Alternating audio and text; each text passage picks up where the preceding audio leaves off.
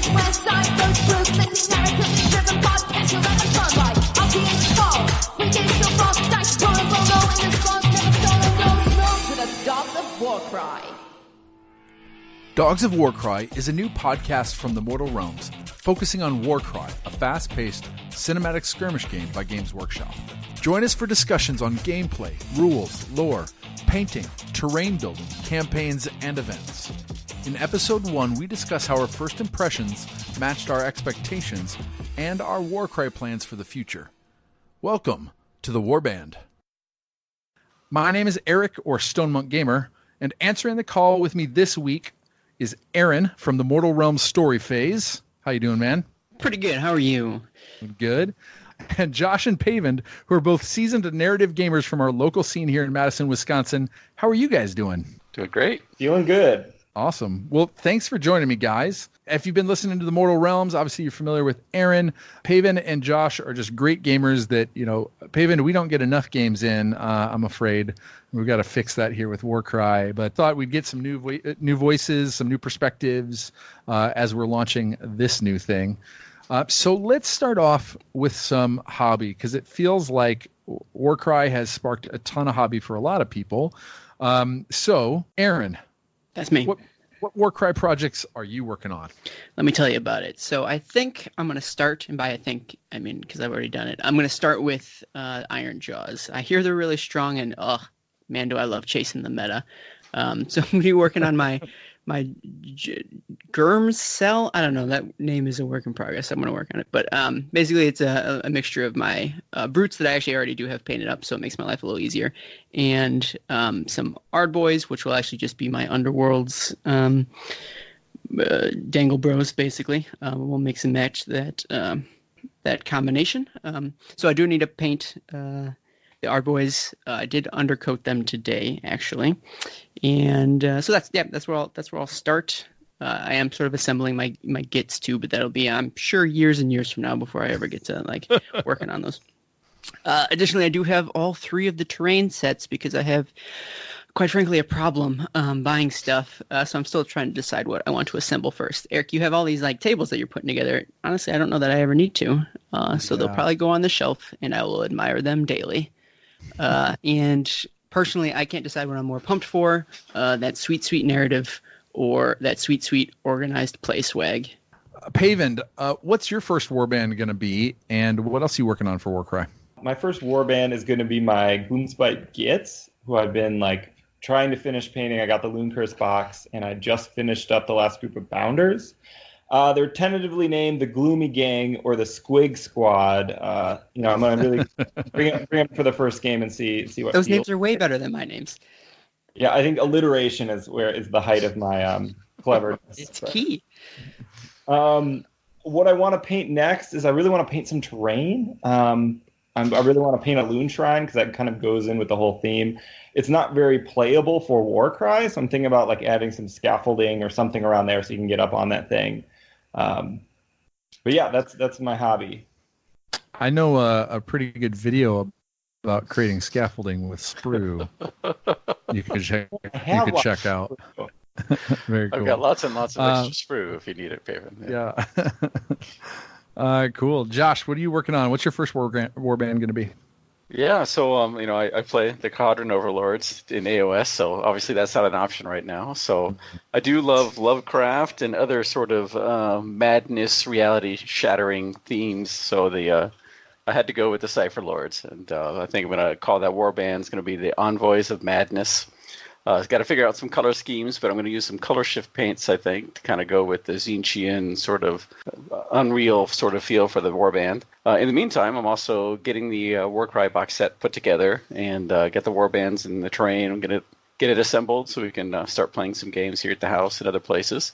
And I did pick up the Shattered Stormvault box set, but I haven't cracked that open yet. I wanted to get the main set together first. And lots of brainstorming ideas for potential tables, to take to different locations, just so people have a variety of thematic backgrounds to put the terrain on. But still doing a lot of brainstorming for what particular theme and kind of see what other people put together so I can pick something that's a little different so we have a little bit of variety. Josh and I and Davey and another friend were we played down some Necromunda for a bit, and Josh was quick to fire up the terrain building and collecting kind of engine. And in the process, even you picked up a 3D printer. Do you have any plans for, getting any 3D printed stuff on the table, or what's your plans? Hint. Yeah. Well, the first thing I've done is some people have already put out some nice Warcry trays for putting your dice in the different combinations, doubles, triples, quads, and as well as holding the Warband card. And tested one out this last week, and it works great. So I've been printing some of those off, and some people have actually offered to buy some, so I'm getting some of those up and running for Thursday.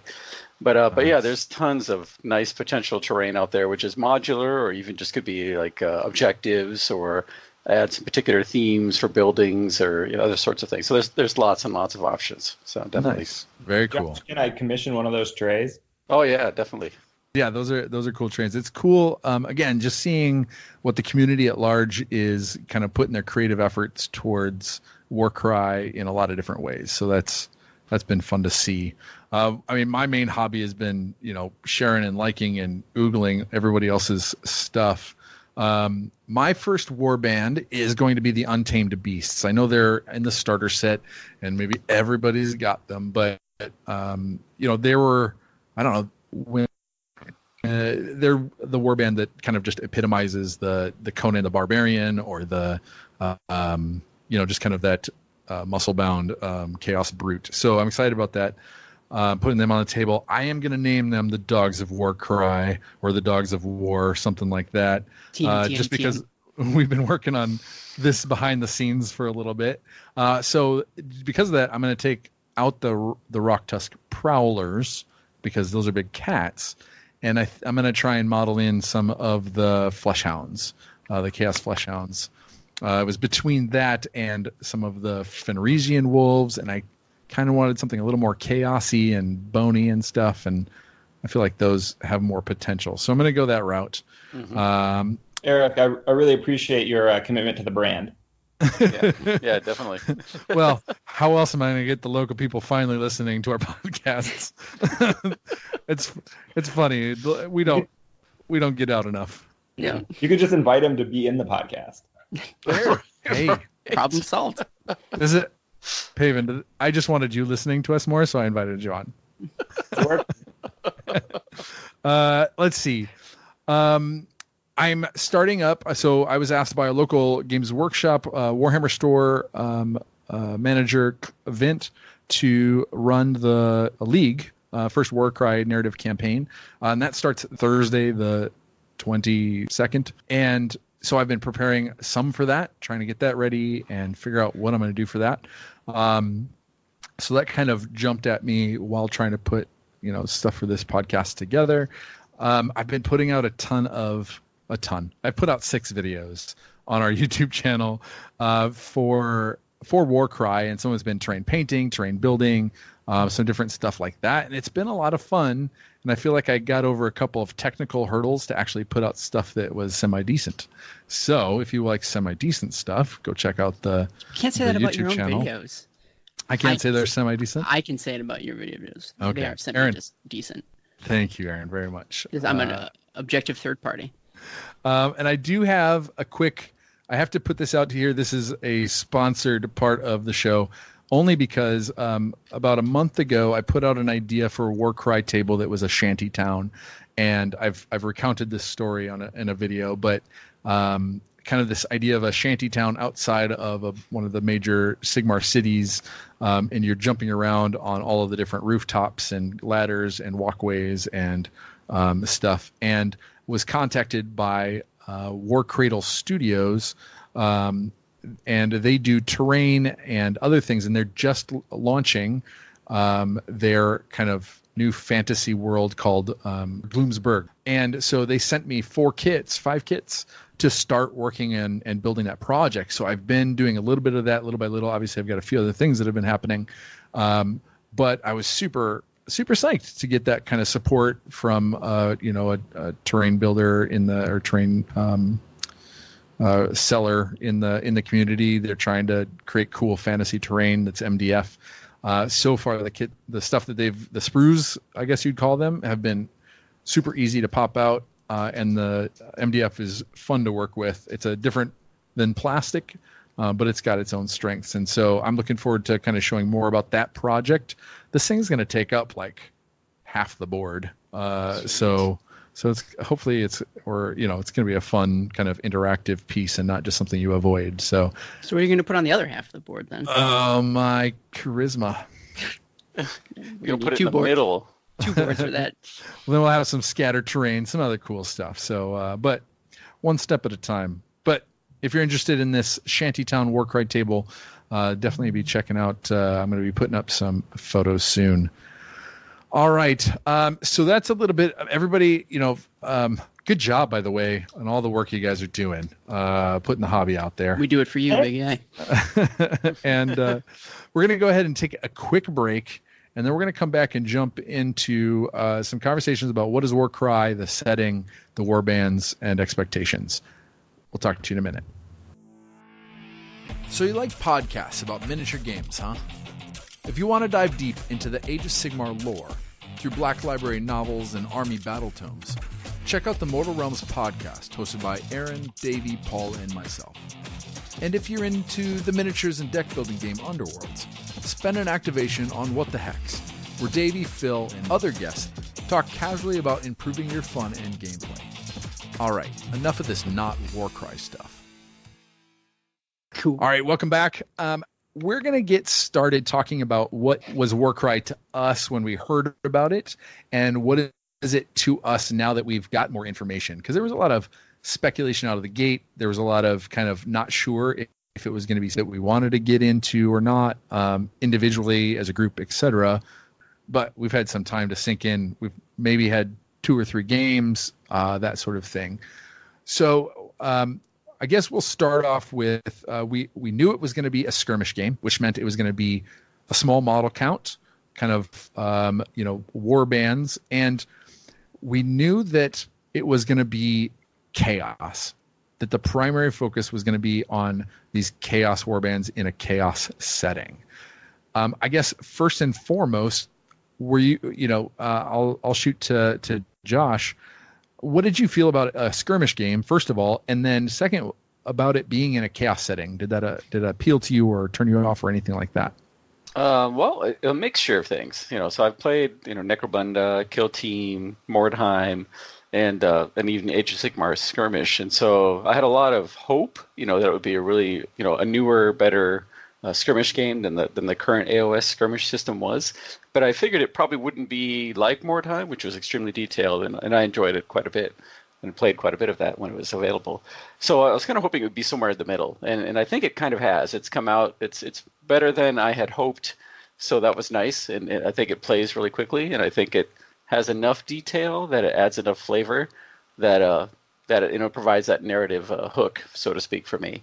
I think originally with the chaos setting, it kind of had mixed feelings on it. I was like, well, they haven't delved into it a lot here, and it kind of reminded me of how they did the Realms of Chaos books way back in the 80s and 90s. And so I think that kind of drew me back to the chaos side, even though I knew I wouldn't necessarily have my current AOS faction available. But, and I think the models just kind of hit it for me. It's like, oh, wow, there's a huge diverse range, and they're not, specific to a particular chaos god. And I think that's what really tied it down and said, yeah, this is going to work out nicely. So Nice.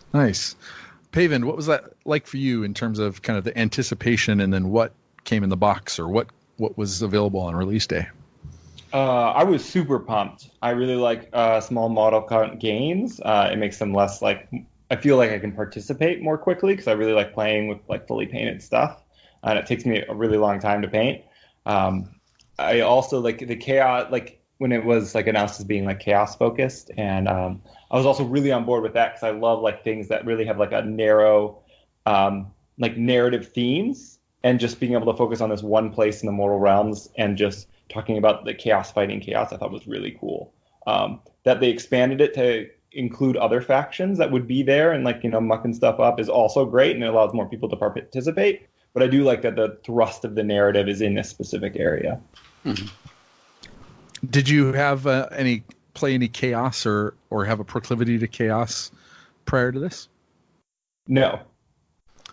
I've never collected any Chaos models almost ever, except for maybe the old Warhammer Fantasy Battles Path to Glory. I was like, oh, I want to kind of do a warband there. Nice. Aaron, what was your high-low on this game being any good?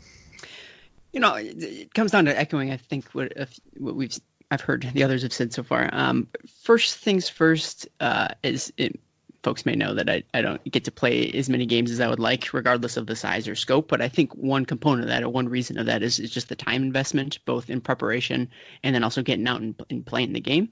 And so when I heard that there was a skirmish game coming, kind of along the same lines as Underworlds, it did pique my interest, because that maybe breaks down one barrier to me getting out there and actually rolling dice. So that is always helpful. And because of that aspect, I was definitely looking forward to it. I don't have a lot of experience playing many other skirmish games. We did spend a fair bit of time playing AOS skirmish has it been years ago at this point? But even in that setting, it took a lot of work. I'm going to say mostly on your part, Eric, to get that to work and be enjoyable and sort of carry that narrative load. And so I was also excited, given what I knew about other GW skirmish games, that hopefully this game would also be able to really bring the narrative in a way that would be enticing and bring me to it. And jumping ahead, I think he's probably delivered on that quite a bit so far.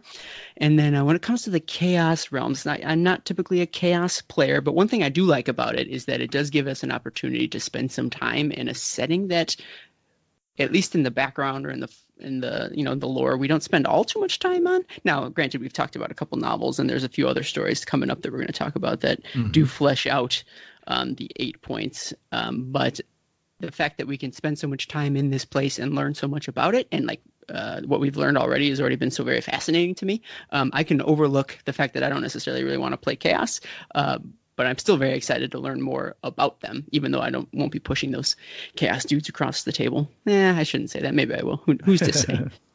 Yeah. How about you, Eric? Yeah, I mean, it's been a journey to this point, I think.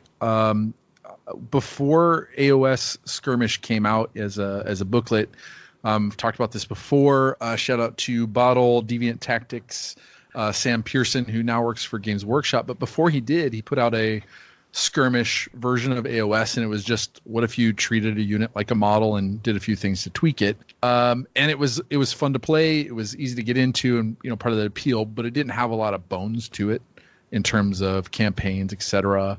And there's been a number of things, like Shadespire seems like it was an interesting setting to be a new, in the AOS version of Mordheim, this place of riches that's just in ruin, and to find treasure, find a shade glass, etc. Like prime, like symmetry for that. Or a number of other places like, it was Hellstone, which is that giant city in a hole from one of the Age of Sigmar audiobooks. So there's just a lot of ripe places to have that sort of setting, and they were seemed like they were teeing some different things up.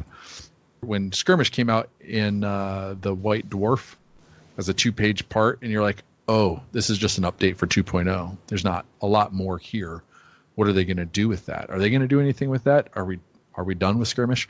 And then they announced Warcry, and I was like, yes. And then it was all Chaos. I don't own any Chaos, really. It was never something that appealed to me, that devotion to the Chaos gods.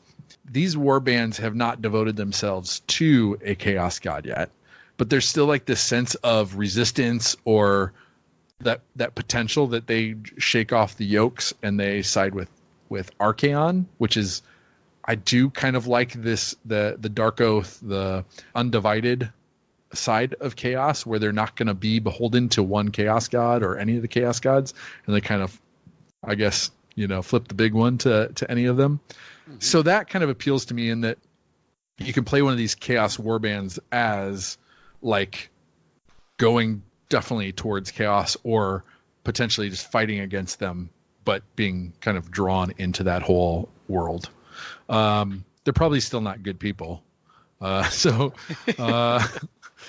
then the stories. So it was definitely a lot of trepidation going in, but as soon as we got some hints and whiffs of what it was going to be like, what it's going to feel like on the table, I feel like it was a quick turn for me to get heavy into it, and that's been part of the fun too, kind of breaking that wave with the community, hitting a stride with it and getting excited. So let me ask you guys a question in terms of how this game, I guess it's a skirmish game. It's very narrative focused. Where have you guys felt the narrative, or if I say it's narrative focused, what do you feel like I mean by that? Aaron, do you feel like that's an accurate term? What do you think attributes this being a narrative focused game?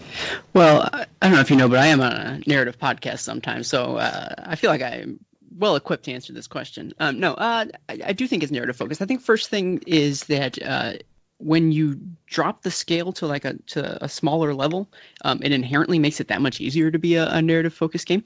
You're not dealing with a horde of nameless, faceless dudes, but rather it's every individual model in your warband ends up counting for a lot more. Every individual model ends up having their own stories reveal themselves as you play more and more games. So I think just by that sheer nature, it's hard to not make it narrative for to see those dramatic moments that any given little guy that you have on the table sort of makes that big impact or makes that big effect. So I already am drawn to that because I want my my orcs or my goblins or whatever, I want them to do heroic things or less than heroic things.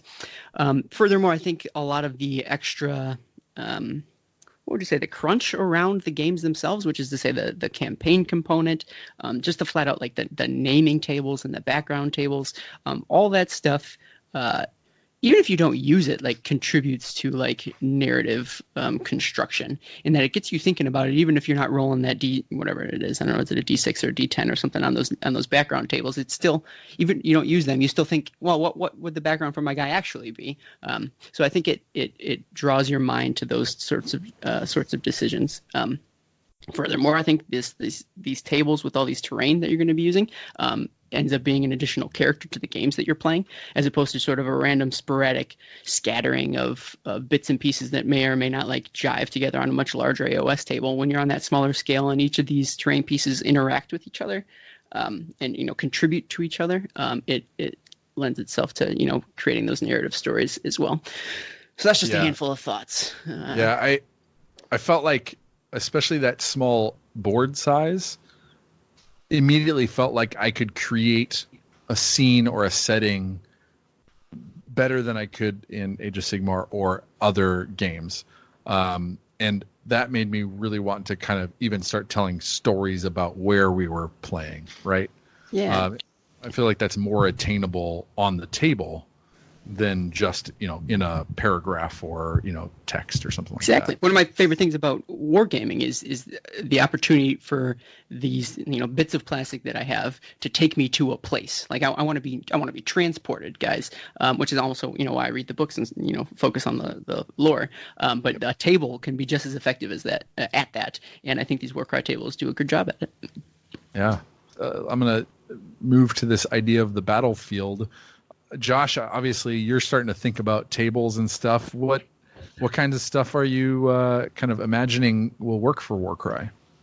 Well, I think the nice thing is with the book we gained some more information on what the 8 points actually looks like, and I think I'd mentioned to you once before that it was a lot bigger than I had originally thought. I thought it was just a small piece of land with one big fortress guarding all the realm gates, but now I realize it's much bigger, and so it gives us a lot more variety in terms of terrain and options, and it's been mutated by chaos. So you have a really open focus. You can kind of create anything you want.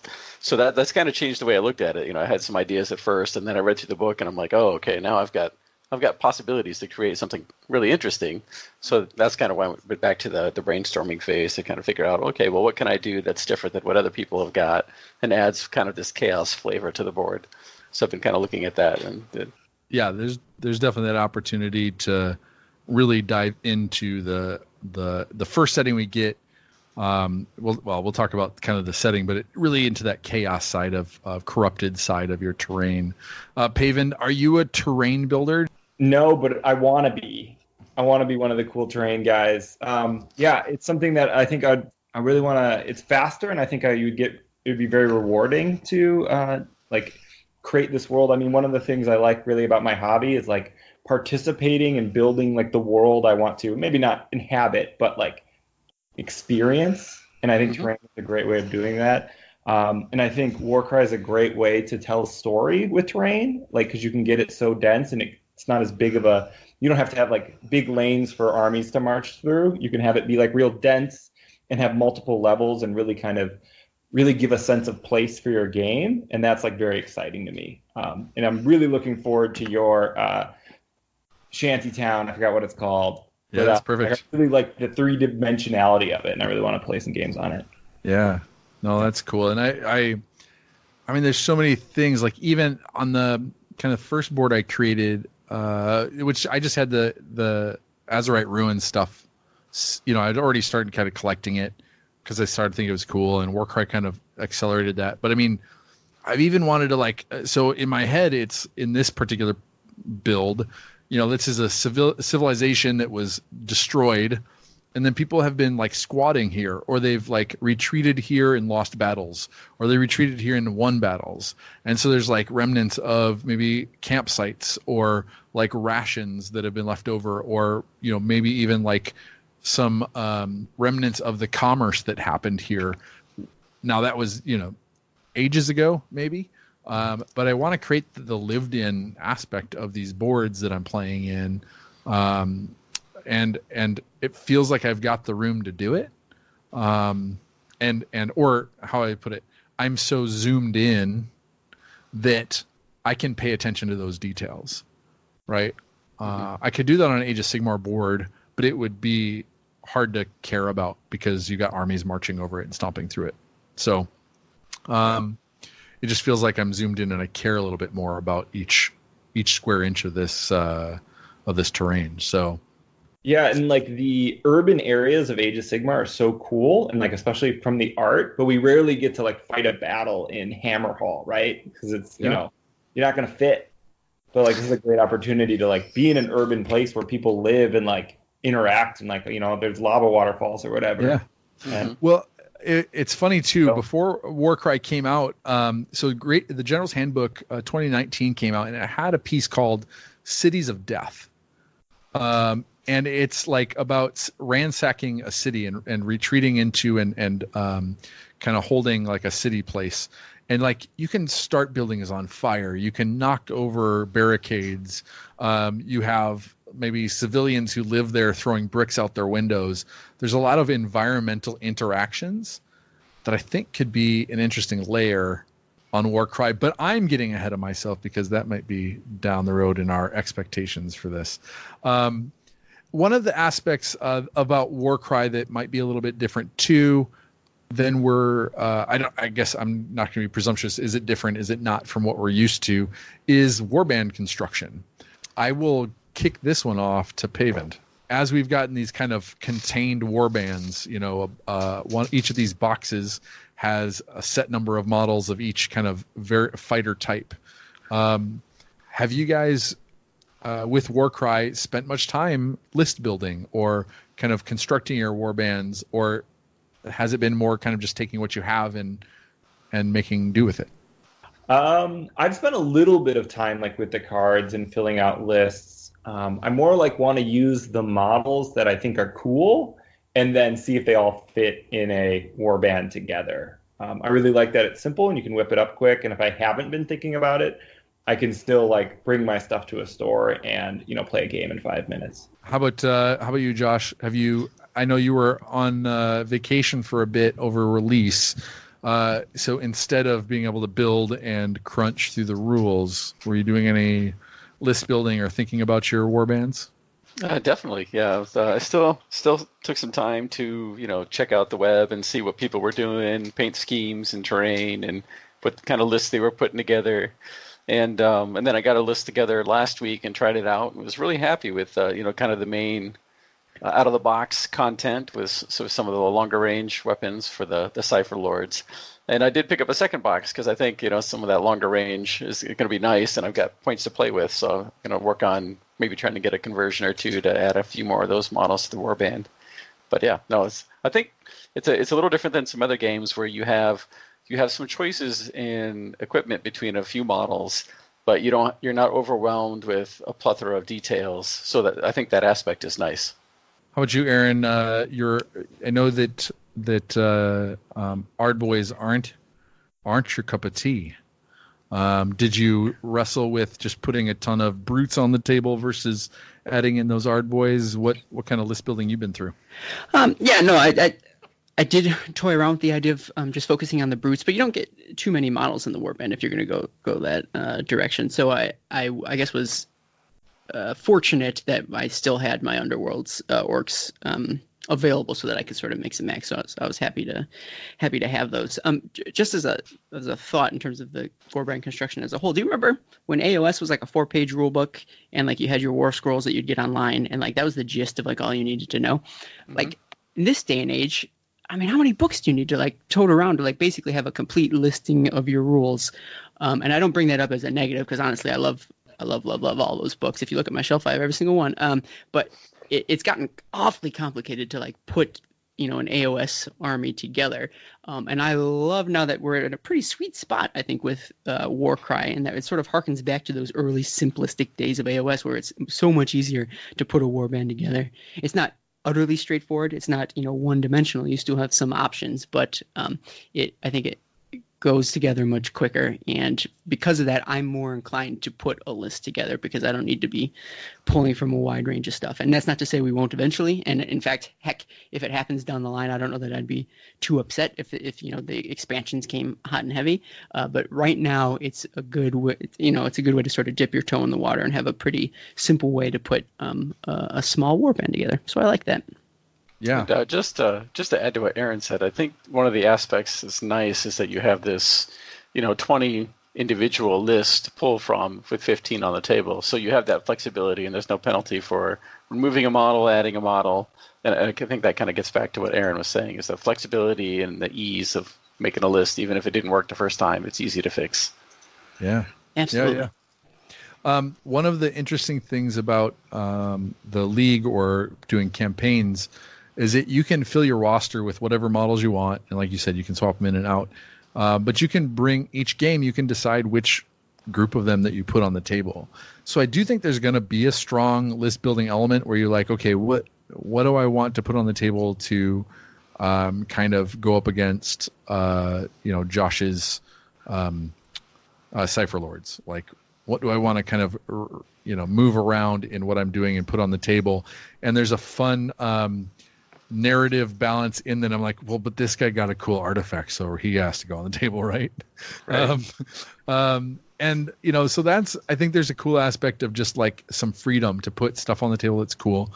I'll admit I've watched a lot of YouTube videos on Warcry, and one of the kind of directions some people have already started going is doing spreadsheets and mathing out like what your best, most powerful builds, or not builds, but like which units are the most bang for their buck, right?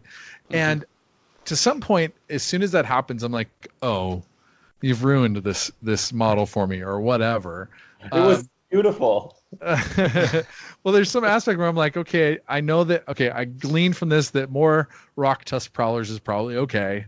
But I will put a First Fang in regardless of what you say, kind of stuff. And there's a lot of that out there, but I think that Warcry, you can math it out to like, okay, which thing's going to have the most damage output. But if I can maneuver things so that you can't even get into combat like where you want it, right? If I can block you up with planes runners, or if I can kind of get at you or pull you out of your where you want to be with my First Fang, then your damage output has less of an effect or is less efficient over 3 rounds or 4 rounds.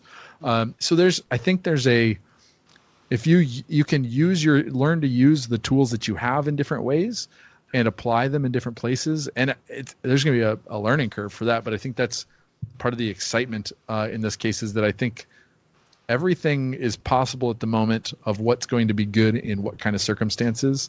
Mm-hmm. And with a smaller set of models, I think the rules can be more careful about everything having its place, right?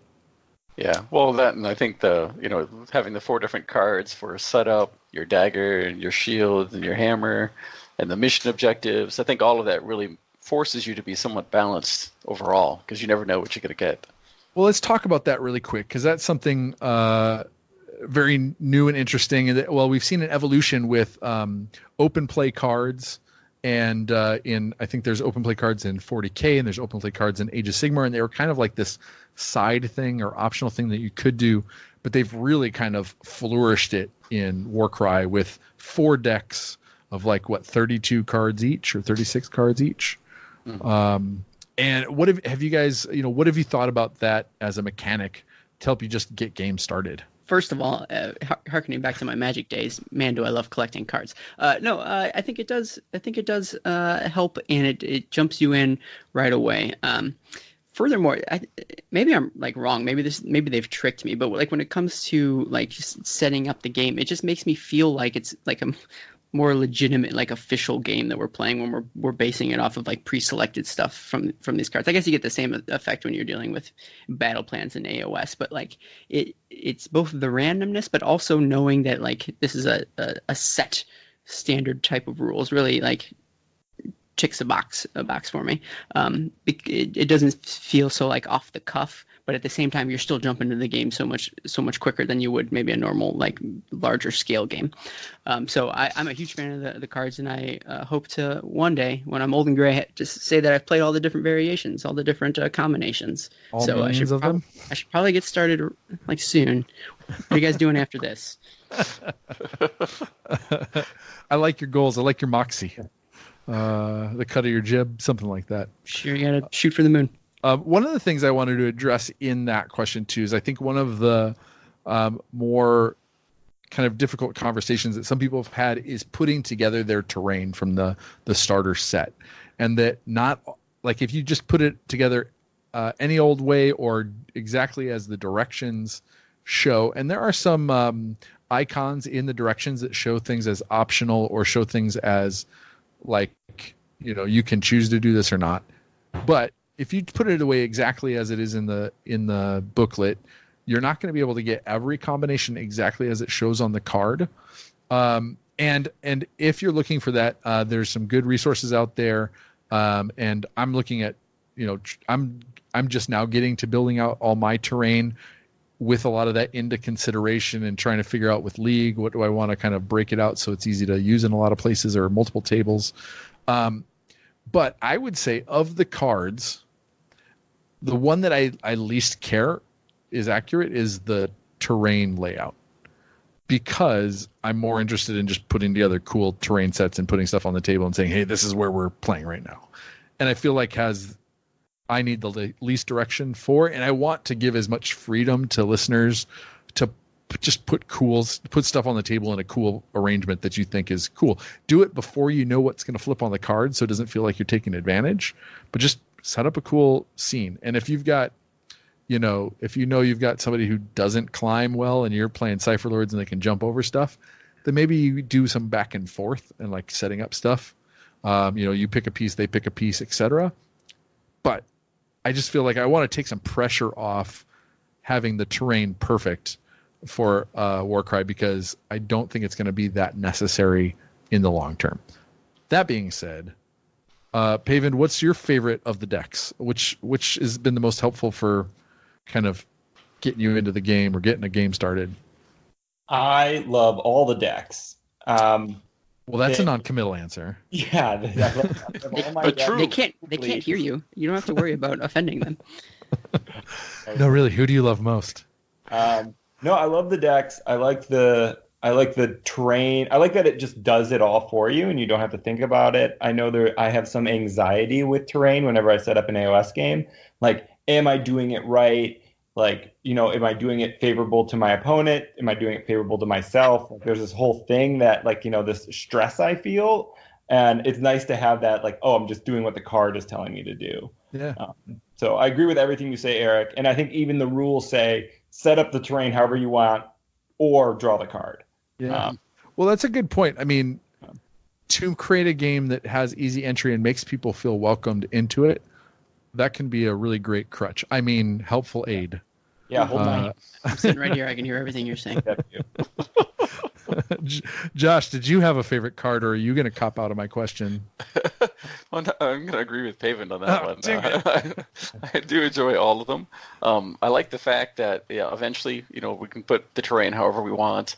But I think the setup card, it's nice that you roll off first, and then you set that up before you assign your dagger, shield, and hammer. Because it's like, okay, we're going to see the board, but you have no idea what your mission or placement or anything is going to be yet. And I think what it does, it just makes it faster. Because you're like, okay, this is it, bam, bam, bam, it's down. And it kind of alleviates some of that time of setting things up. But, as you mentioned, Eric, I do look forward to having that narrative. Okay, now we're in this particular part of the 8 points. We've got desert and these ancient ruins. This is what we're going to play on, and it kind of drives the story a little bit more than just this random terrain setup. Yeah. But that's why I think the other pieces will still be really nice to have. Yeah, I always I like the idea of narratively, is especially during the convergences, if you are the one doing the convergence and you're the aspirant and I'm what's the other one that's kind of the one trying to stop you, right? Right. You're coming into my neighborhood. I get to set up the terrain how I want, and you have to deal with it. I know that the convergences have a special thing, and so maybe it's not the convergences, but I have an affinity for that idea of on purpose creating a battlefield that favors a defender or a home field advantage or something like that from a narrative perspective. I think that there could be some cool space for that, but there's also cards.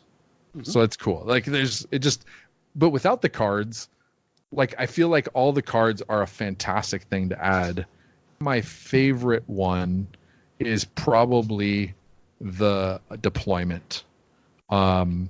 Because and partly because I really enjoy that battle group mechanic of setting them into your different task forces, and that they each have different jobs and that sort of thing. I like that card for just what it does for timing of the game, the pacing of where you can be on the battlefield and what you have to space is what you have to overcome more than anything often, and so. I think that is probably going to be the bigger decider of a lot of games of what you put in which battle group and where it got to deploy and when, than anything else. So that's pretty fun. Is there anything else about the game and how it plays or what style of game it is or how it compares to other games that you guys want to highlight before we get into the narrative? Well, there's one thing I wanted to call out about the narrative focus of the game is something I really appreciate at GW is how much they really leaned in supporting that type of play. Like when you look at the rule book, how much of that rule book is just for the narrative campaign section. And I really, I don't know if I'm jumping the gun here, but I really love that, all the warbands can go on quests, and that's not something I've seen out of their other products. And it feels like I am doing something and I'm participating in a story that I'm telling with my games, but in a way that's very accessible, and I can color in the lines here, but still getting that return on investment. And I'm super pumped about my low stakes goblin story and seeing how it No, it's a great point. They will die without those bottles. Hopefully they'll come out with more of those as well. Yes. I haven't read the Gloomspite one. Are they on a recycling hunt? Yeah, it's trying to fill their bag for quarters. It's all right, guys, petty theft. That's what we're about, and we're the most dangerous place on the planet, and the return on investment is some glassware. Yeah. I think all the non-chaos ones have one campaign, and all the chaos ones have two options, so you can at least choose between the two. So hopefully, they'll add to those as the game grows. The problem, Pavin, is you just don't have enough mushrooms on the brain yet. Once you start thinking like a git, you will be in the right place. No, I'm on board. Okay. Smash and grab, We're gonna see you in the newspaper petty crimes section in the coming weeks. It's gotten too much into it. What's a newspaper? Yeah, good question. I kid. All right. Take me to Narrative Town. Why don't we let's do a brief overview of the setting. And again, a little bit of our initial reactions to the setting, we touched on it briefly, but this is a chaos-focused story.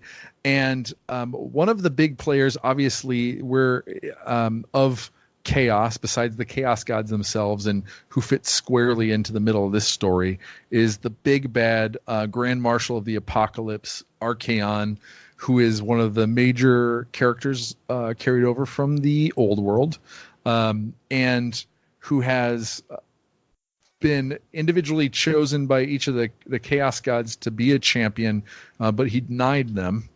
And each of them said, well, if I can't have him, then I don't want anybody else to. And so they've each given him a bit of their power, and therefore he has all the benefits and none of the requirements of most devotees of chaos.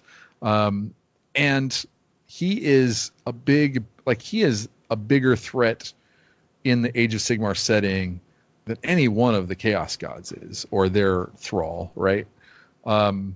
How excited were you guys? Well, let me ask you how do you feel about Archaeon? Even if you don't like chaos, what do you think about that guy? I will start with Josh.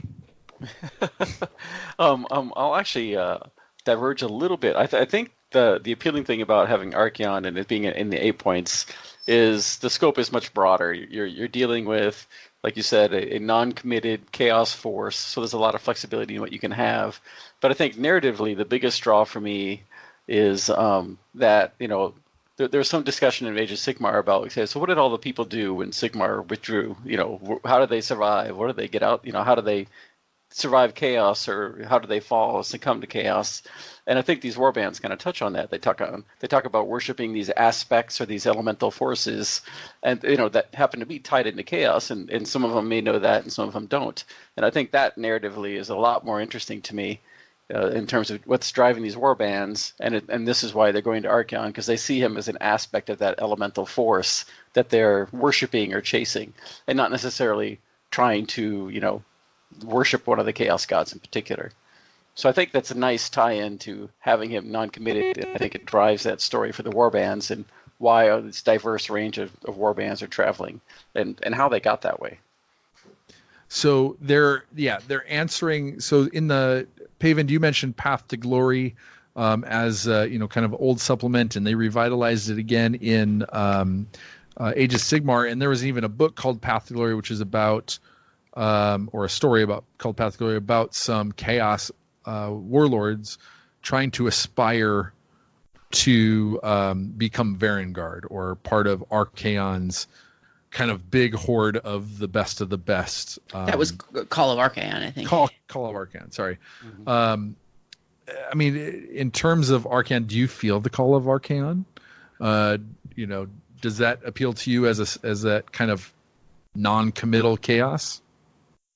So, Eric, that's a very personal question, but I think if you look upon your enemies and you just want to see them destroyed. And no, but Archaeon's a very cool character. He's a great bad guy. I mean, he already destroyed the world once, and so he has a real threat behind him. And he's also I think somewhat sympathetic in ways that other chaos characters aren't, because I'm not an Archaeon expert, but I think he hates the chaos gods. He is his end game isn't necessarily to destroy another world, of which he's destroyed many, but to actually throw down all of the chaos gods and remove all gods. And I think that is an interesting, that's somewhat sympathetic, I think. And I think it is very cool. And he's got a sweet army and a dope horse. But yeah, I'm on board. Dragon horse. But yeah, I would agree. And Archaeon is the part of his rampage through the mortal realms when kind of chaos got wind of it, and they sent Archaeon to kind of start tackling it, and in fact drove Sigmar back to Azir to close the gates. One of the first things he did was he conquered what was then called the All Points, which was this nexus of realm gates, these huge realm gates that connected each of the realms. So it has 8 gigantic realm gates that connect into this nexus called the All Points. And obviously he is part of Archaeon's aspect is he's this fantastic general. He is just at the top of his game when it comes to power and using power and flexing with his, whether it be using the Zinch part of his influence and the, what are those guys called? The Gaunt Summoners. Mm-hmm. Yeah, or throwing some Nurgle at something to weaken it, etc. And so strategically, he took over the All Points, which was this huge kind of nexus of commerce and metropolitan life, and kind of the best that the realms had to offer kind of converged in one place. And he took it, he demolished it, and he put up his kind of, I don't know if he put it up or if all of his devotees put it up, but his place of power called the Varen Spire, which is at the center of the now called 8 points. Aaron, what do you remember from either the Archaeon Ever-Chosen Battle Tome or the Call of Archaeon? What do you remember about the Varen Spire? Everything. Honestly, the most recent exposure to Varen Spire is when we reread Scourge of Fate by Robbie McNiven. So we spend a fair amount of time in that book in Varen Spire and getting used to it. It's cool because it's a series of concentric, I don't know if it's exactly circles but it's concentric walls, and each outer wall is defended by another rank of his Varangard, which those are Varen Spire Varangard. They are his shock troops, his knights, his chosen warriors, and so it's kind of neat that there's a number of them and I can't remember how many, but for each wall that you pass, there's another Varangard regiment that defends it. So that's super neat. And interspersed throughout these different walls is all sorts of a variety of different undivided chaos worshippers, and it's just a medley of a variety of different types of chaos folks, not necessarily sworn to one god or another, though obviously we've shown that he still has devotees that lean towards Nurgle or lean towards Khorne or what have you. So it really is a hub, a nexus, like you said, a very urban dedicated central point for him to amass his forces. We also sort of find out through a variety of different lore segments that he's often not there. He's a warlord, he's a general, he's a battle waging general, and he's off fighting on different fronts, and so this whole sort of civilization sort of runs without his close eye per se, because he's often fighting in the realms, and so that's also another aspect of Archaeon that you got to get used to, is that he's willing to get his hands dirty, and so it's a real cool setting. And although we're spending, I think, a lot of time in this game out in the wild, sort of in that surrounding area in the 8 points, I'd love to spend more time in the Varen Spire as well. And we talked about urban fighting in different settings. If GW doesn't release a terrain kit for the Varen Spire, I hope someone can come up with one so we can spend some time trying to tear it down. Well, Dreadfort's probably close. Yeah. So no, and that's fantastic. Yeah, I think one of my favorite kind of jokes from kind of some of the things we learned from Scourge of Fate and whatnot was that Archaeon can kind of call a meeting with anybody at any time who's under his command. He can project himself or kind of call conference line a whole bunch of people in and just make his will known. And so dude checks his emails. Dude knows what everything's doing on the Gantt chart, timeline, spreadsheet, whatever. And he is very personal in his attention to those details. He might put somebody on a task, but I get the sense that he expects them to fail, and he'll do it himself if he has to. And somehow he gets it all done. But that brings us, you were mentioned kind of out in the wild. Eric, can I say one more cool thing about Archaeon? You can say one more. Yeah. Maybe two. If this one's cool, you can say one more. I think I got one. And I think one of the things that I really like about Archaeon is when he shows up, everybody is effed. It's just the game's over. I think Vanda's Hammerhand, he just killed him. Like he's like, you know, the hero of Age of Sigmar. And he like killed Nagash once. Like you don't maybe twice. I think he beat up Sigmar. Yeah, and I think like he's just very intimidating, and he's like kind of the shadow over this whole game, and he's too big for Warcry, right? He's not even like home, but he's just like the thing everybody aspires to and talks about. Yeah.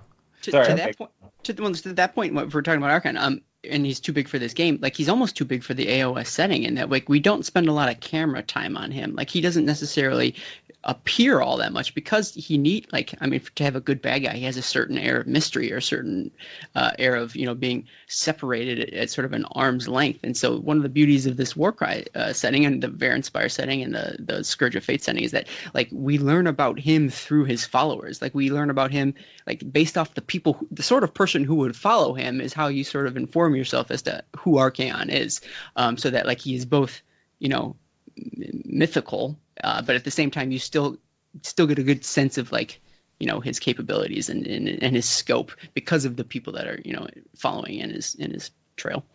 Yeah, we don't get to eat him, but we get to go to his house. Kick our well, there's a promise of getting to go to his house. That's where we're marching. Right. But to what Josh kind of so deftly kind of steered us into is that Archaeon is too big to be here in person, but his voice, that call, is everywhere. And it's appearing in very he has the aspects of Tzeentch where he can appeal to different the different kind of needs of who he's talking to. And when we get into the warbands, I think it'd be interesting for us to talk about maybe how each of them sees that call. If we, you know, we're going to be very brief and very kind of surface level on them, but you know, kind of where that aspect of chaos is kind of calling to them, that might be, you know, Archaeon's, you know, visage on a piece of toast, you know, or grilled cheese sandwich, like Jesus. Grilled cheeses. Grilled cheeses. So I guess last point in terms of the starter set puts us in a very specific part of the 8 points, and that's the blood spoils. Josh, what do you recall, or what have you been able to read up on the blood spoils, just for the purposes of kind of getting our starter box armies together? Yeah, no, definitely. One of the aspects I really liked is at the beginning of the book, they kind of show you, essentially it's a pie slice. You know, this blood spoils is this one small, it's like this blood lake in the middle where it rains blood and gore. Well, do you want to know why it's a pie slice? Because Archaeon works with pie charts, and he wants to know what percentage of things are under his control. So project management at its best. Yep, exactly. So go on. But I think what's exciting about that is that it shows you an interesting amount of detail with some mysterious ruins or placements, and it also hints that, hey, there's 7 other pieces of pie here that we haven't yet explored. So it leaves a lot of room for future growth or your own creation, your own story development. But in terms of the blood spoils, I think it's nice because it has several large cities, lots of ruins, and it's got lots of mysterious terrain features, including the Bloodwind or Bloodspoil Lake in the middle, and refers to lots of mutated monsters and things that you're going to encounter or deal with. So I think it gives a lot of, you know, some detail, enough to work with, but not too much, so you have lots of room to negotiate any sort of narrative you want. Absolutely. I'm excited to learn more about those details. But this one's brought the Iron Golems and the Untamed Beasts together. And we kind of get to, and again, they're doing it again. They're zooming into a really small aspect or a specific aspect of it. I feel like we'll talk about expectations in the future. But I wonder which pie chart we're going to next, or what piece of the pie we're going to next. So, all right. Any last things about the setting? Anything that's really kind of like I said, I was not really into chaos when I heard it was chaos, but I am all about spending some time in the 8 points. Another book that we saw a little bit of that in, Aaron, was Bear Eater. What book was that? Just Champion of the Gods. Hamilcar, Champion of the Gods. Yeah. So he gets into a bit where he gets pulled into the 8 points briefly, and it's crazy. And if you want some more narrative on kind of this background of chaos, specifically Archaeon, we'll either put some links in the show notes or share some on the Twitter account, and they are Path to Glory. They are Call of Archaeon. There's of course the Ever Chosen Battle Tome that has some kind of background in there about the Vanguard, etc. And I'm sure there's more, so we'll be sharing those probably as we're going through these episodes. Some more reading if you're interested in that sort of thing. So cool. All right, let's jump into these Warbands, because I think each of us, as we said at the top of the show, have identified with one in particular, but probably more than one. And so we're going to do a little round robin pick, kind of talk a little bit about each of these as we're interested, try and get to all of them. We've got 8 Chaos Warbands, 6 of them that we have access to. We can buy them already. They're on the shelves, and then a couple extras that have been already talked about in the core book that will inevitably be coming out.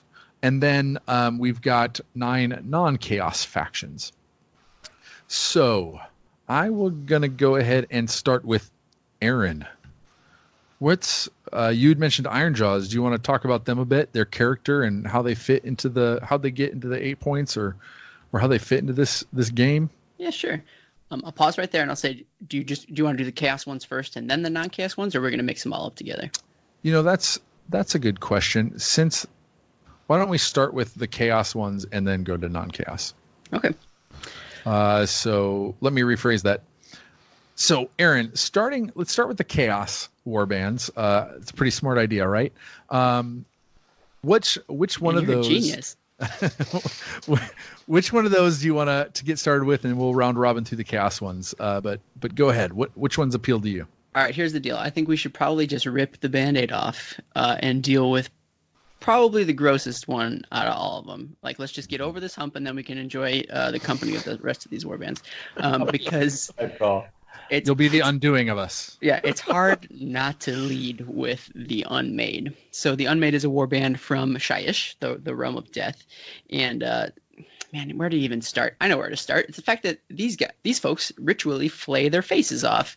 And I'm not being metaphorical. Like, no, they do. Their faces come off their faces. And then they proceed to attach them to their belt buckles in a weird sense of, like, I don't know, like to intimidate their followers. Maybe they just like it. Actually, I know they just like it. And it's this weird ritual, like self-mutilation. So they start with their faces, but as they grow in power, they'll chop their limbs off and replace it with swords. They'll cut their feet off and replace it with more swords. There's chains. They're all full of like ragged clothing, and it's pretty messed up. So they hail, like I said, from Shyish. I think many of their settlements are around like the Shyish Nadir, which is that low point of Shyish. And yeah, they're all about inflicting pain both on themselves and others. Maybe not in that order. Well, actually, maybe in that order. It's tough to say. Depends on the day. And so they're all about sort of torturing their victims. They lock them up in, gibbets and cages and things. And their goal, I'm trying to remember why they're getting called to Archaeon. I think it's just another opportunity for them to inflict as much pain on, the residents of the mortal realms as possible. Like if you're on Archaeon's side, I think you've got plenty of opportunity to start doling out that torture to the other races. So they're pretty gross, pretty messed up, and I think it's a fun example of the direction that they can take chaos when you're not sort of tethered to the main chaos gods. Like there's a certain element of Slanesh, like sort of this overwhelming like feeling and what's the word? Sensuality. Yeah, all of the above, basically. But as you'll find with these warbands, like maybe they'll lean one way or the other towards a given chaos god, but they don't necessarily align specifically. So these Unmade, if you said, hey, well, you must be a big fan of Slaanesh, they would probably raise their eyebrows at you and have no idea who you're talking about. Would you say that because they progress from like limbs to like to body, small body parts to large body parts, that they go through phases before the faces? Yeah, I would say that. In fact, okay, you got it. You got it in one. Perfect. I'm glad you said. All right, Pavind, give me your chaos pick. So so with my pick in the Chaos Warband draft, I will take the Splintered Fang. I think resonate with me the most. They got a good, strong snake theme going, and I'm into snakes, and so that is a 1-to-1 right there. The Splintered Fang are cool because I think besides I'm into their aesthetic, is that there's kind of a mystery that's built into the Splintered Fang because they come from a tribe of kind of nomadic savages that lived in the realm of life, in the realm of Ghyran, and they used to worship this god beast named, I pulled it up here, let's see if I can get it, Nagendra, who I imagine is a big snake, a big old snake that is actually dead, and it was killed by Ignax. But since then, they've been kind of co-opted, or they started worshiping these demonic, quote-unquote, entities known as the Coiling Ones, I believe. And, like, what are those? Like, those don't map to any demons we know of. Are they, like, something else? Like, who are the Coiling Ones? How did they trick this group into worshiping them? Like, they seem to be on the path to chaos without quite knowing what they're doing. And I think that's really cool. And plus, yeah, snakes are dope. So that's my pick for my favorite Chaos Warband, and I want to do that later down the line. Nice. Josh, what was your number one Chaos? Well, I'll definitely have to choose the Cypher Lords, since they appealed to me right off the bat. And I think part of that appeal is, of course, it's one of the war bands we've seen from a realm that we don't have a lot of knowledge about, which is Haish, and so they talk about this being a city-state, that they come from this particular city-state called Noxseed that looks like it's civilized, but has this undercurrent of trickery and madness and unbalancing, the natural world as so to speak, through alchemy or other sorts of magical means. And but it doesn't necessarily tell you whether the whole city state is, or it's just certain groups within it. So I think that's kind of interesting in itself. But but they worship this, as the book says, a formless entity of infinite aspects and pure protean trickery and madness. So so obviously they have an inclination towards Tzeentch of some sort, whether they know it or not. But in reading some of the stories from the book that has come out, really delves into a little bit of kind of see more of how they try to spread this madness and what the rationale is, and is it a power struggle? Is it just the joy of it? And there's a mix of everything in the kind of the story. So it was really interesting to add those layers to the particular warband. But it's definitely, I think, the kind of this monastery madness, but disciplined and enlightened sort of combination, which really appealed to me. Absolutely. And obviously, as I mentioned, I am struck by the Untamed Beasts. Also very nomadic, very savage. They clothe or adorn themselves with hides and furs and use bone weapons. And the weapons often look like jaw bones, but of like the weirdest chaos beasts ever, basically being able to bite on like both sides of their jaw because of where the teeth are coming out. And so it's just a cool aesthetic. They want to tear down civilization.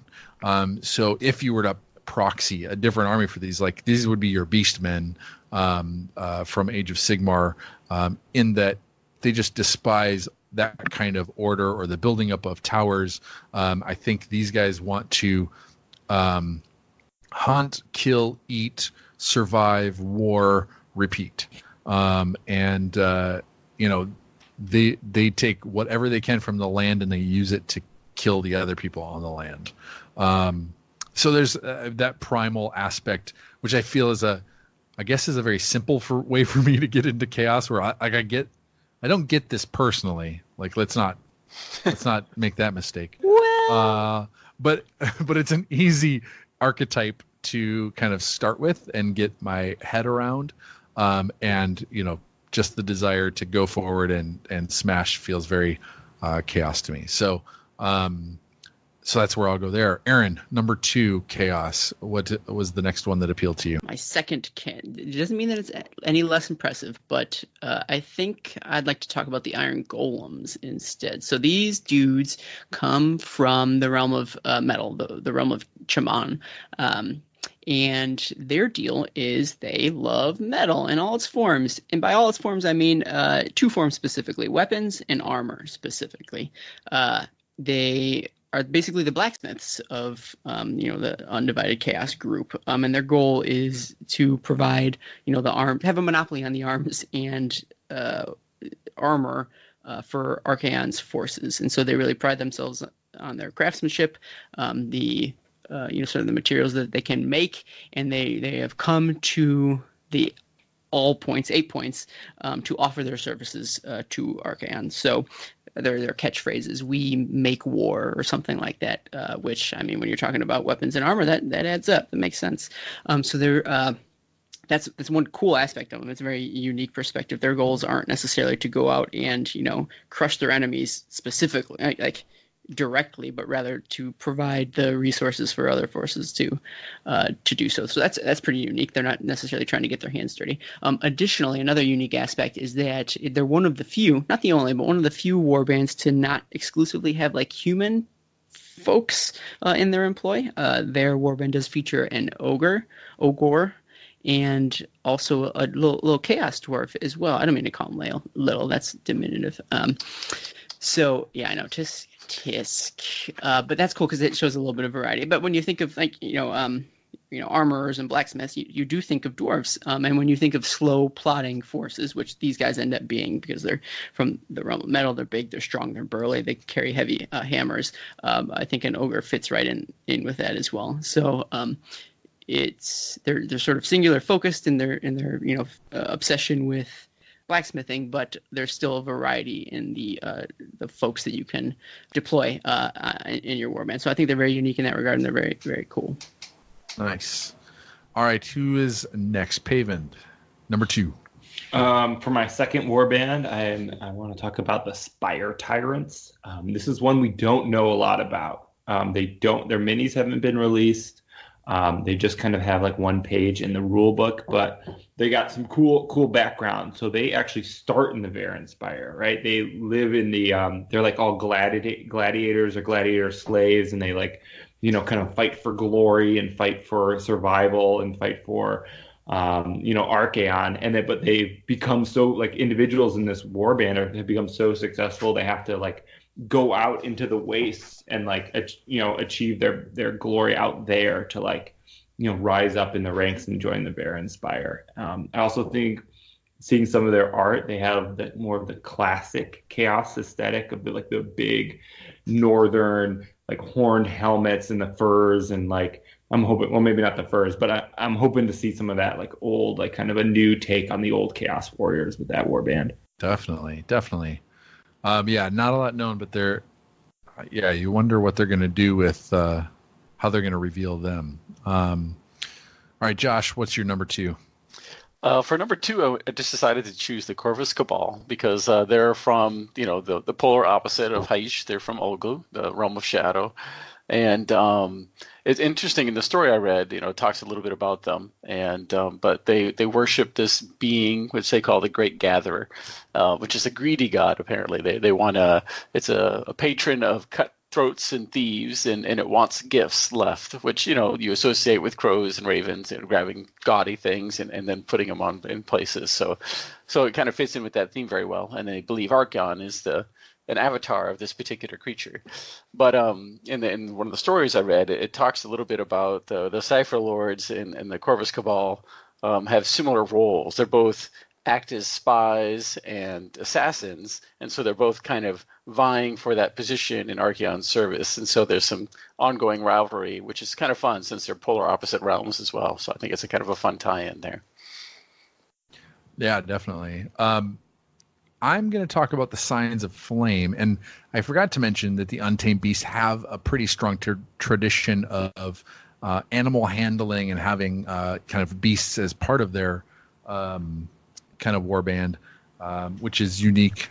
But also the Scions of the Flame have a unique aspect that is related to beasts as well, and that's that they go out into the waste and they find magnivores and ash salamanders and eat their hearts as pre-battle rituals, and the unworthy are consumed in flame. And so there's very much these are warrior priests, but not warrior priests for Sigmar. These are warrior priests for chaos. They seek to just burn and purify the realms by fire, and they come from Akshi, of course. And so there's this kind of just that, again, if you were to put them back in the realm of fire, and you've got different kinds of cultures and civilizations that worship flame or deal with flame or just like kind of live with flame as part of their life, these guys see it as the central thing that, that I imagine they want everything to become Akshi in some way or another. Don't we all? Yeah, and so it's a really cool take on kind of, it seems like that war priest, which is typically a order kind of archetype, and puts it in chaos, which is really cool. So yeah, I mean, there's quite a bit of variety here to choose from, and I think that was unexpected as well, to see how much they could do with this middle ground of chaos. Now, I also wasn't expecting them to put out a lot of non-chaos factions, which I think comes to balance it out, lets people get in faster, etc. Just real quick, I guess, talk about how you feel like the warband you pick fits into this kind of story of the Blundwood spoils. And for this, I'll start with Josh. Who was your first non-chaos faction pick? Well, I'll choose the Legions of Nagash just because my stepson's playing them, and he has all sorts of death, and so he definitely loves playing those. And I've gotten a little bit more insight on how that particular warband operates. But it has a necromancer, and then you have skeletal forces. You've got your heavier guard and basic skeletons, and it's essentially kind of you are servants of Archaeon the Black. You are searching for ancient lore, necromancy, and then, of course, you're doing Nagash's will out and about within this realm, trying to thwart Archaeon and his plans. So it's kind of a neat theme where it's more lore focused, where they're looking for power, they're looking for artifacts to benefit Nagash in the end. And they play very much like you might expect, with the necromancer is kind of the main supporting role and can bring models back. And then they also have quite a number of models you can put on the table with a variety of different roles, but they're slow, So as you're plotting death, but the necromancer adds some different aspects to that. So definitely an interesting force. And do they give a kind of a good explanation of why the Legions of Nagash are here? I mean, death is everywhere, or is there a reason? Yeah. So the book itself doesn't really point out a specific reason, that like they do for Night Haunt, where they talk about all the spirits come out because of the ritual, but the campaign in the book is essentially about them looking for an ancient necromantic tome, and so that's one particular reason that you might be searching in this particular reason or this region. But Nagash asserts his will and tries to thwart all of his enemies at different realms, and so I think that's definitely, you can kind of drive your narrative and background based on why is your necromancer there, and then kind of go forward with that. Just to add a little bit of flavor to that is, my stepson, he's got this idea of creating chaos-looking death models for Legions of Nagash, where they've just been there so long that the bodies, are ancient chaos warriors, and the necromancer is just kind of plodding along, doing what he needs to do to survive, and so he's adding his own narrative twist to that aspect. Nice. I'll because you went there, I'm going to jump into the Night Haunt, and the Night Haunt. There's some feeling that did they come? Now these are the kind of ghostly apparitions, and you're what's kind of fun about this is that you can play with some of the Underworld's models, which is a great way to get into the game. But initially, it was thought they're seeing a lot of ghosts around the 8 points, and they thought it was kind of the aftermath of the Necroquake. And if you're not familiar with AOS lore, Nagash, the Lord of Undeath or Death, depending on who you talk to, set about this big plan that took 1,000 years or however many years, to try and gain control over all of the mortal realms. And he built this giant pyramid, inverted pyramid, and it was going to just suck all of the all of the magic from his realm into one place, and then set off, kind of raise the dead everywhere across the realms at one time. So in this case, that has happened, but it was a little bit flawed, and so it didn't totally happen as he expected. But a lot of undead have risen in the wake of that, and the Night Haunt kind of came out of that. And these are the ghosts, the spirits of the dead. And at first, it seemed like they were just kind of random, but it seems as though they're concentrating around areas of soul power and soul resources and other things that maybe Nagash is trying to get after. So. A really cool couple of death factions and how they fit here in the Blood Spoils or in the 8 points and all that kind of stuff. Aaron, what's your number one non-chaos? So like I said, I think I'm going to be starting with the Iron Jaws. And so their deal is that there are orcs and they like to fight stuff. No, so they basically are always looking for new folks to fight, new people to conquer and pound into a pulp. And so what better place to do that than the 8 points, the Varen Spire. And so any number of Ironjaw groups, forces find their way into this realm, or they're always there even at some point. And the book makes it a point to call out that, like, since the forces of chaos are so overwhelming and the orcs are not there to sneak around or not make their presence known, obviously different groups and warbands are constantly butting heads, and oftentimes the Ironjaw groups or forces, those mighty hordes, they get whittled down over time. They don't have unlimited resources and forces, and so the warbands that you play in Warcry are basically the remnants of some great hordes that are left over, the strongest of the strong of those orcs who are still able to survive in this this wasteland, and it's a proof to their prowess that they can still thrive in this setting. And so the campaign that you're working on is that you're always constantly looking for a new scrap, and so your warband is out there looking for a fight, which honestly pretty on brand for those guys. They're always looking for the fight no matter where they are. So I'm digging it. I'm into them. Nice. Paven, what's your number one non-chaos?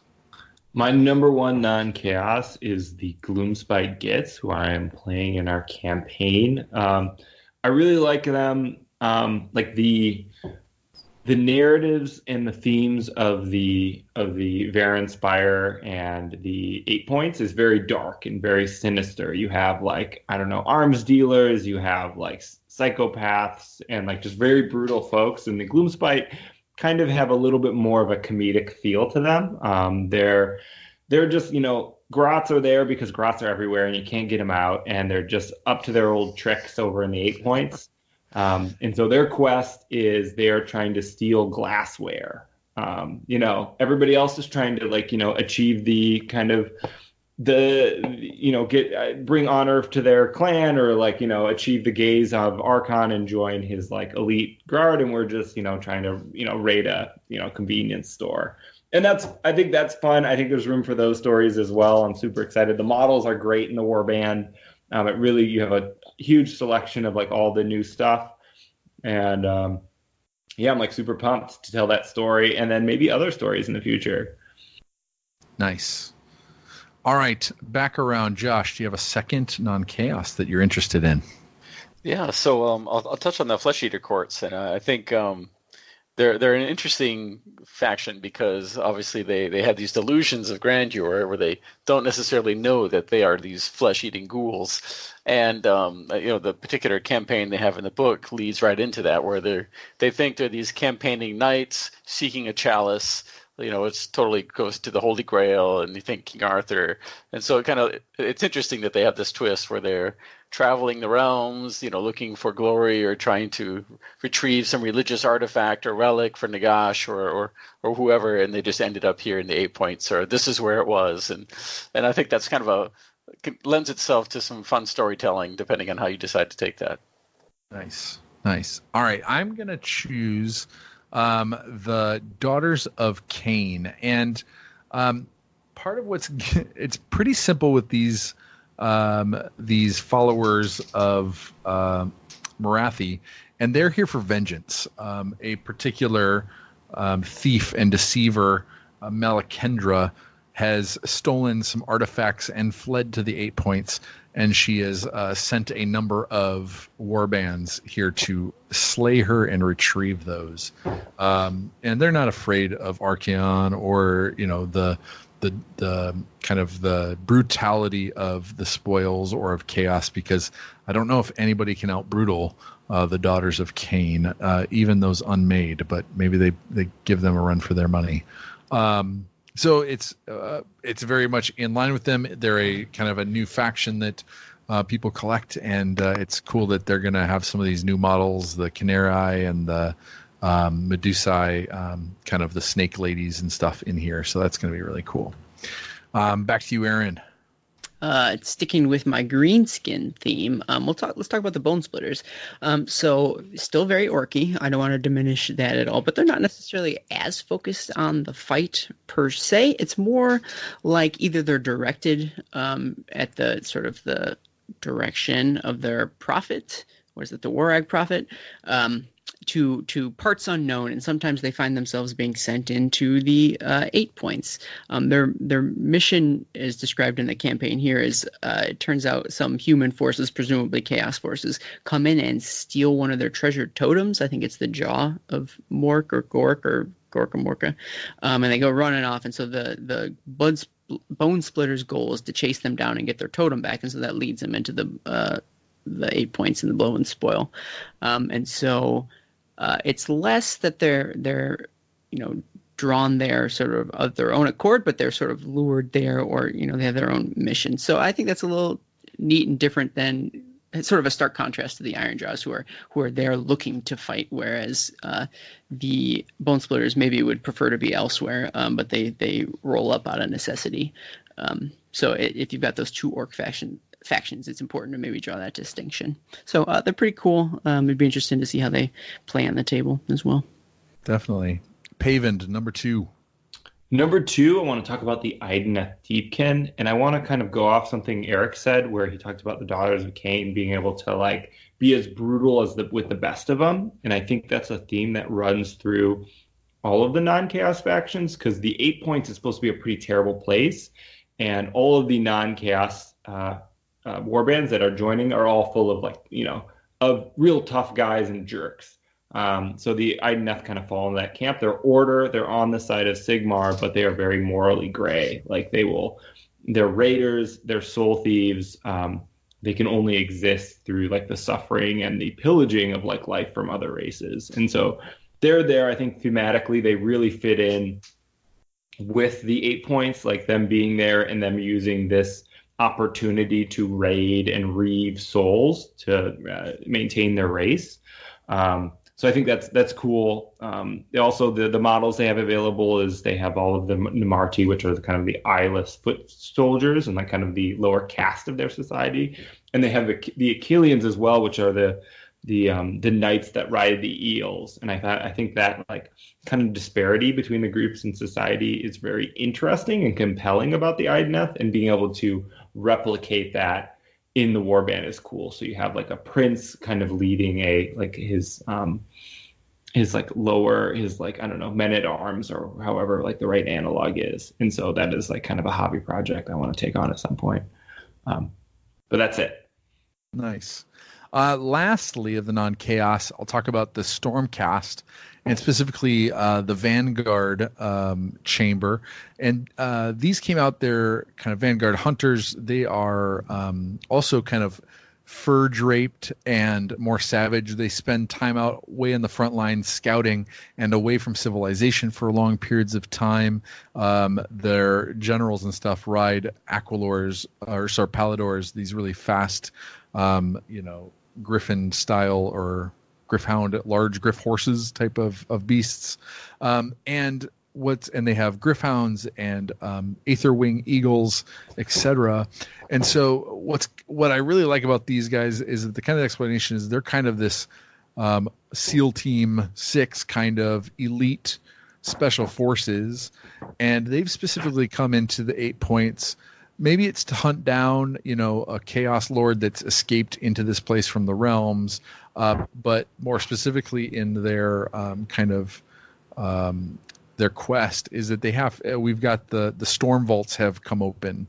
The Necroquake also broke kind of these devices that helped hide some of the greatest treasures and vaults that Sigmar hid around the realms, including in the all points when it was controlled by good and order, etc. And so in this quest they've come in to try and locate this vault, secure the most valuable items that are in it, and get out of the 8 points before Chaos can find these things. So just kind of a really cool times of the essence, very pertinent to the storyline that's kind of driving all of Age of Sigmar at the moment. And I'm excited to use these models. They're some of my favorite of the Stormcast models, and I've got a bunch just waiting to become something, and this is perfect for that. So I've done them up with some head swaps that make them a little more brutal, like more like Space Wolves or Hamilcar Bear Eaters, purple armored guys. So I'm excited to tell some stories with them. And then we've got a couple of just kind of other things. We've got Furies, we've got Raptorixes. It talks about Thralls for the other warband. So there's some cool stuff coming out for them, but there's just lots of beasts of chaos that roam these places that are mutated and crazy. So I'm looking forward to getting to know more about those, but I haven't had much chance with those. So now that we've all had a chance to play a little bit, to dig our teeth into the book, the rules, the models, the terrain maybe, and all this kinds of stuff, and some of our fears or unknowns kind of have subsided, and we've kind of fallen into what Warcry is and are seem to be unanimously enjoying what it is for what it is. Let me ask you each what you're looking forward to possibly seeing out of the Warcry product line, or kind of releases in the future that, or out of the community, I guess I'll say, to help get into this in different ways. Josh, you already talked about there's some community driven terrain or those little dice organizers, etc. What are some things that you're looking forward to in out of Warcry? Do you have any high hopes for it? Oh, of course, yeah. So one of the things that I kind of mentioned earlier is I really like how they've kind of started the setting here in the 8 points to explore it a little bit more. But I think ultimately it would be really nice as they add more and more factions to be able to use the same rule set to tell stories throughout the realms. In the small cities, in the foreign wilderness, and that's my ultimate hope, is that we'll have enough factions and enough rule sets to be able to use these rules anywhere to tell whatever story we want, whether it leads into an AOS game or whether it's just smaller campaigns and with particular factions carried all through. So ultimately, I'm hoping we get there. In the meantime, I'm really looking forward to how they release the terrain sets and what additional narrative campaigns or elements that they add to that for each of the existing factions, as well as, do they have ideas for additional chaos factions in the future? So I'm really excited about what terrain opportunities there might be and how they expand this to include all the other factions within AOS. I think are probably the biggest things I'm thinking about.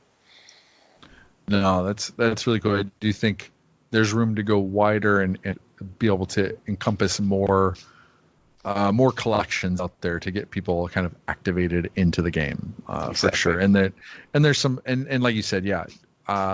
We can play in the 8 points, but we could also play in the Realm of Beasts, or we could play in one of the cities of Sigmar.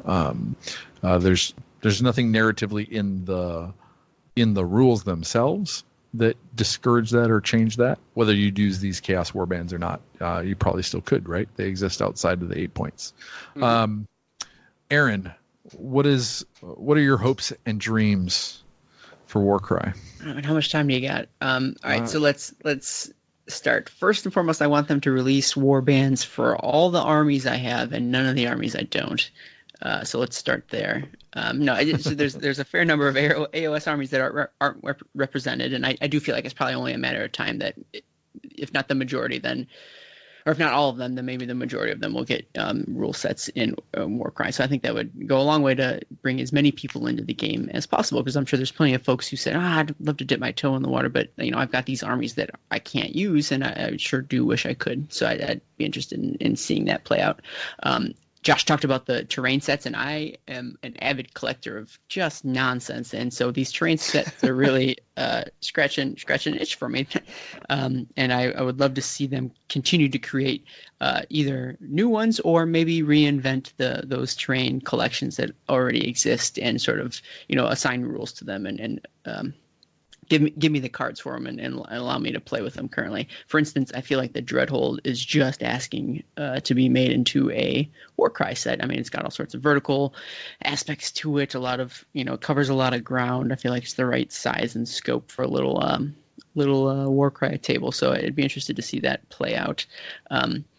Additionally, I would love to see what else they can do. They've already proven with these warbands that they can get wildly creative with what chaos means, and I'd love for them to continue to explore that for chaos, but maybe even furthermore explore what unique ways they can look at the other grand alliances that don't necessarily fit in with those larger factions that we see. Like, it takes so much.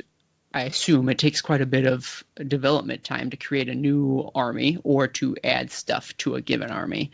So if you want to keep checking new units onto Skaven is chaos, but Sylvaneth, or I'm just looking at my wall here, or Stormcast Eternals, like maybe that takes a lot of lead time, but maybe an artist or a sculptor has an idea for just a small faction of creative, unique order forces or destruction forces that no one has any intention of ever making a full-blown like AOS army for. I want them to be able to express that and come up with new ideas that can be represented on the table and sort of at that small scale. So they've proven that they can do it with chaos. I'd love to see it for those other grand alliances as well. I mean, down the line, I'm sure it'll take some time to see something like that, but it'd be cool eventually. Yeah, they've been able to. I mean, Underworlds is an example where they've been able to take an existing faction and just make it in a small warband size of variation and uniqueness and stuff. So it'd be cool if they could do something like that here. But even, explore those concepts. I like that a lot.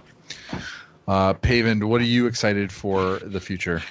Oh, I'm excited for all of it, Eric. Like new warband rules, like echoing everybody, of course, yes. Like let everybody into the party. New models, heck yes. Like, that's why I'm here. I love new minis. Give me the more. Terrain sets are really cool. I want some more of those. More campaign quests. Yeah, that's a little bit stressful. I want to finish the ones I got first, but I do want them to write more of those, so I can do them. I think the thing that I would like to put on my top of my wish list is like a crunchier campaign system. So, I mean, I really like how it is now. I like that it's like low barrier entry. I want to really grow like this game and have as many people participate. And I think not having like a bunch of tables to roll on makes it easier to people to join. But I want a lot of tables to roll on. Like I want like to finish a battle, and then like half the time I'm spending is just like, rolling for all my, chaos tokens and little like upgrades and who lives and who dies and who loses a leg. Like I really loved that part of Mordheim. And like I want to be able to opt into that, so I think that would be really cool. Yeah, I think it'd be kind of cool to have like an upgrade sprue that's a downgrade sprue, where it gives you peg legs and arm stumps. Oh yeah, and like an axe in the head or something like that. A hobby opportunity.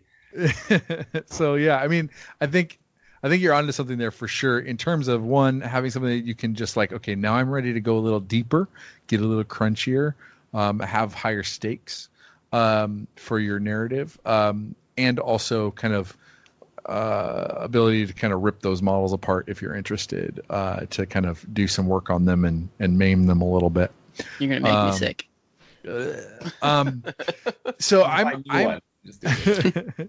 I'm definitely interested in kind of some of the layers. So I think, like you said, a crunchier campaign system could be a layer easily set atop of this, right? Where you're just like, okay, here's just an added couple of steps in the aftermath phase, right? To just make it a little bit more higher stakes. I'm interested in a few things like some different game styles, or maybe they're, the victory cards. Obviously, I haven't played through all of them, but one where you have a rampaging Gargant that you have to deal with, or like in Age of Sigmar, there's a one where you don't wake the beast or something like that, like a beast hunt. I think that would play really well in Warcry, or a moving objective that is hard to pin down that could play like a greased pig, or a magical will-o-wisp or something like that, right? That just it could be skinned a bunch of different ways. I'm eager for some more, like you said, more terrain, but even maybe more. We've talked a little bit already about house ruling some things if you fall from higher elevations. So maybe there's just a few more dice rolls on the injury table, or you get to get injured if you roll from higher heights, and Davey and I were talking about that. But even like I've got ideas for doing rope swings, or you'd step on the platform and you cut the pulley and you zoom up to the top of the the third story of something or whatever. Like, have some different movement shenanigans, or like, just again, they've done a good job of like the cinematic run, jump, climb, attack, fall kind of stuff. It does feel very like James Bond, parkour or whatever, but I want to heighten that. And then, like you said, I'm curious about whether or not they'll come out with that crunchier campaign system, or what that means. I'm also interested in developing the map side of it, right? Having territories that provide different types of benefits than just thralls or added points to your system, but maybe they give you access to, I don't know, something bigger. You put down a wall or a rock, or a meteor comes out of the sky or something like that, right? Mm-hmm. So I think there's just a lot of different ways that I think they could stretch it, pull it, and then of course, more figures, more warbands, etc. Any last bits of expectation for the game or the community? Something Paven said, it jogged my memory. I did read somewhere in an interview that they do have intentions to create more campaign quests, and I would love to see integration with the campaign quest with like the current storyline, like in a given age, or major events that are occurring. Let's talk about the Forbidden Power story that's going on. I'd love to see campaign quests for my army to sort of take part in that. Like, it'd probably be harder to. It's not impossible, but I guess we have our battle plans that are related to those Forbidden Power weeks, but I'd love to see the equivalent of those campaign quests that would put my army in the action and interact with the major events that are occurring now, because it drives me to now. Of course, I am who I am, so I'm always at the edge of my seat waiting for the next big storyline to occur. But it would draw in other players who may not be so tapped into the current storyline, to allow them to like integrate their armies with what's going on, and like to get a booklet, a list of all these different campaign quests for all these different armies and how they would react to the major storylines that are going on would be incredibly interesting, regardless if you're in the 8 points or not. But it gives everybody a way to tie into that greater narrative, and it sort of brings folks together. A lot of the campaign quests that exist right now are very personal, and you're just going on them like by yourself, and that's by design, right? You want to be able to play at your own speed and pace with whoever you can. But if everyone was all thematically linked in some capacity, it would draw you to any opponent that you'd be playing with, and has that sort of camaraderie, even though of course you're fighting each other and bashing each other's faces in. Rivalry. Rivalries. Yeah, exactly. Better way to look at it. Yeah. Well, and I guess I'll put it out there too. I mean, upcoming in possibly November, I've been talking with Brendan Melnick and Paul from the Mortal Realms cast, about running an event. Last year we did All Hallows Siege up in Madison, and I'm really wondering if I know there's matched play, but I'm wondering if there's going to be any kind of like campaigns where everybody dives in to the same narrative quest, but from different starting points. And if that's not something that comes out, I'm looking forward to kind of writing something like that where it's kind of the mad dash to the middle, who can seize the sword and pull it from the stone first, or something to that effect. But yeah, Paven, did you have another? Yeah, I have an expectation. I expect you guys to see everybody on Thursday for the kickoff of our local campaign. Yeah, definitely. Yeah. And not to just keep jumping in, but there is a lot of online, like Twitter. There's a lot of YouTube and Facebook, kind of good energy happening.